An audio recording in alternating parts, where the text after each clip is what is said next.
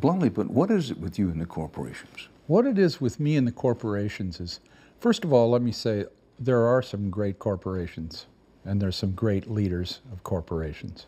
But the vast majority of the ones that I'm talking about are controlling our politics. They're controlling the government. They pay for everybody's campaigns, and they write the laws. And the laws, by their lawyers, write the laws and hand them over to the legislators, who might change a word or two here or there, but basically just go for it, because these guys got elected with the money of these corporations.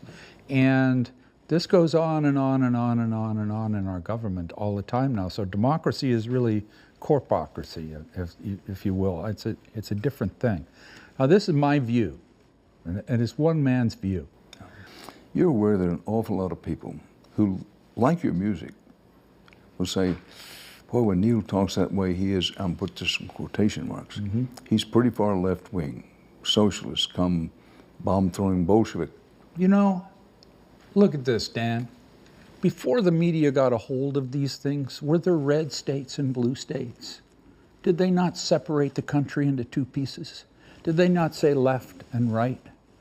Where did this all start? These are all Americans. Everybody's an individual in this country, and it's a great country. And I truly believe that at the soul of the whole thing is people, not corporations. So it bothers me to see corporations usurping what should be the vote of the people, and choosing the candidates, paying for the campaigns. It doesn't happen everywhere in the world. It really is. This is one of the only places in the world where it does happen. And this is where we have so many problems. With the corporate government control. I just don't like it. As I listen to you talk, Neil, it occurs to me you have a serious back problem, and you have had polio as a child, epilepsy, aneurysm. Have I left anything out? That's me. Right. But so at this age, and you've now passed the 70 mark, that's no secret. Yeah. Why do it? I love it. I mean, you're already widely recognized as one of the, 50 greatest guitarists of all time. Tremendous songwriter, tremendous performer. I mean, you've done it all, and you've done it all many times over through numerous decades. So why do you do it? So what? Who cares about all that? Why not put your what are you doing? What are you doing? Well, I have a passion for doing it. You're doing it because you love it. Oh. It's something you know how to do, and you want to do it because you know how to do it well. And you also know that you can reach out to people and bring things out that you think many people will miss. And if you do your interview correctly, you'll reveal something about this person that no one ever knew. And that's Dan Rather, and that's what you do. So what I do is very similar to what you do, and I'm doing it for the same reason. Right. I'm not, you're Dan Rather. You're not going to be more Dan Rather next week because of this interview, but it feels good to do the interview because you're doing what you do. That's what my thing is. I'm doing this because I think I can use my craft to do things. I can share a message. I can get awareness out there that these things exist, and prove that they exist, win awards for it, you know. Let me go back to the polio days. Currently, a lot of people don't realize that polio once, not too long ago, half a century ago, was every mother's terror. Yeah. And when you had polio, I'm asking you, how did that affect how you see the world, and how did it affect how you saw the path of your life stretching out in front of you? Well, literally speaking, I see the world through one eye much more than I do through the other, because one side of my body was affected by polio. On a physical side, I don't play very much with my left hand. I play mostly with my right hand. But my brain somehow has been able to gain something. There's some sort of focus. Right. Where I can zero in on things and stay with them, and whether it's good or bad, that's what I do. So I use it like another tool.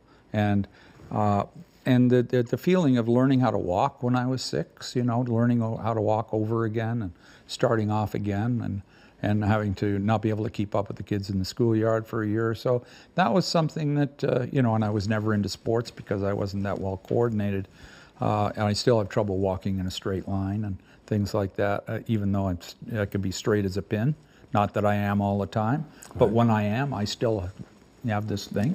It's because my body's like one side's doing great and the other side's going, wow, look at that. Can I do that? You know, it's trying to do it. So I do all kinds of things to stay physical and stay physically in shape and keep training my body to keep up with itself. Did it change your idea of mortality at that early stage?